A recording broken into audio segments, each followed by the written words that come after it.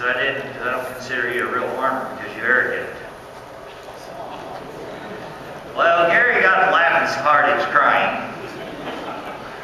So, anyways, I was pretty glad we won that no-till deal, so I guess I'm a real farmer now. But anyways, what I was going to tell her was, is if you look, all the national winners use some form of manure, or the majority of them do. And that's the reason they use less nitrogen, because there's no real place to put on your entry form the amount of nitrogen that your manure is putting on there. So it does look like all the winners are using less nitrogen. In reality, they're using some form of manure.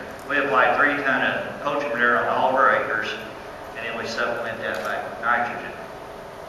That's just some 350 bushel corn residue. People's always asking me, how in the world do you deal with that? Well, for me, living in the South, it's no big deal. All we do is, as soon as we harvest this corn, we'll go out there and we'll apply some sugar and some nitrogen. I don't care what form of sugar you use, just go to your local ethanol plant, get some of that corn syrup, anything you can get run through that sprayer, and you apply some sugar and nitrogen out there. And basically, all you're doing is feeding the microbes. It's like feeding a kid a Hershey's candy bar. You know how it spikes them up and they come down like that? So you're trying to increase your microbe activity, which microbes work down to about 50 degrees, and come springtime, all of our stocks are dissipated. So, I know you guys get a little colder than I do, so I don't know how great this is going to work, but it's something you might go try. It's not going to cost you much. These are just some old open pollinated varieties back in the 1700s. The one guy who's running for governor is talking about the word corn, the revolution of corn. We had Clente Sente growing out there, which is, 1,600 years old. Have you ever seen that growing? Looks like grass.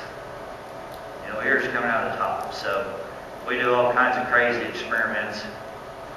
B73 is out of Iowa State, Mo 17 is out of the University of Missouri, so you get the B by M. That's the #1 all-time hybrid ever planted in the U.S. Be sure that you look on your seed tags.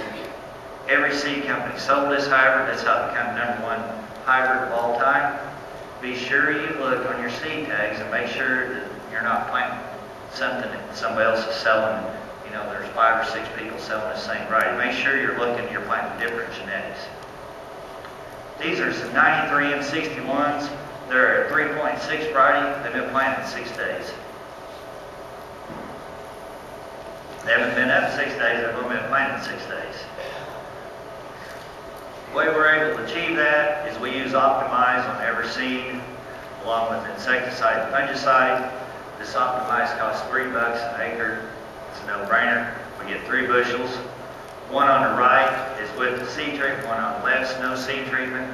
Remember, you're going to pull 95% of your nutrients out of the top orange soil profile.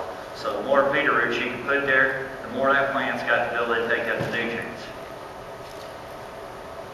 Everybody says you can't nodulate soybeans if you apply nitrogen to them. That's not true. We run an experiment. We did some triple rate Optimize, and we went and applied 1,000 pounds of actual nitrogen to the acre. And that plant's right out of there. Soybeans are a very inefficient nitrogen user. It takes 6 pounds of nitrogen to produce a bushel of soybeans. Corn, it takes 1.1 to 1. So on all of our soybeans, we do apply the 3 ton of poultry manure. Poultry manure is going to test 40 to 60 pounds of NPK. So we're getting about 150 pounds of nitrogen there. And then we're also coming in there with about 150 pounds of ammonium sulfate with the analysis of that about 210024. The reason we're liking the sulfur in there is because they're shutting down all the coal power plants, so we're losing all of our free sulfur out of the atmosphere. So if you guys probably took a soil test, you'd probably show a deficiency in some sulfur. These are some 94 B73s. They've been planted in 28 days.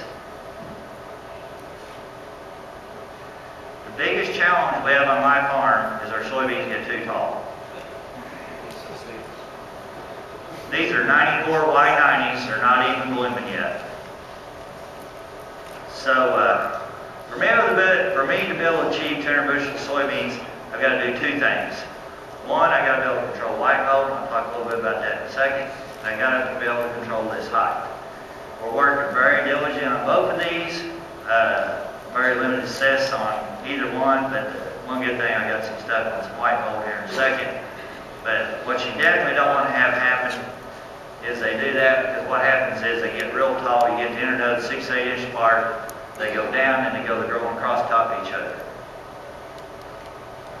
So what we did on this hike was a few of the things we've done is we went out there and we sprayed Bamble, 2,4-D, Pix, Sharon, Appleby, 3X rates of Cobra, and my favorite of all, the hedge trimmer. And what we did with the hedge trimmers, went in there and we cut the top 1 to 2 nodes out, then 2 additional nodes out, and then to try to kill it program. The problem is everything we did on all of our experiments here, the only thing it did was hurt our yield.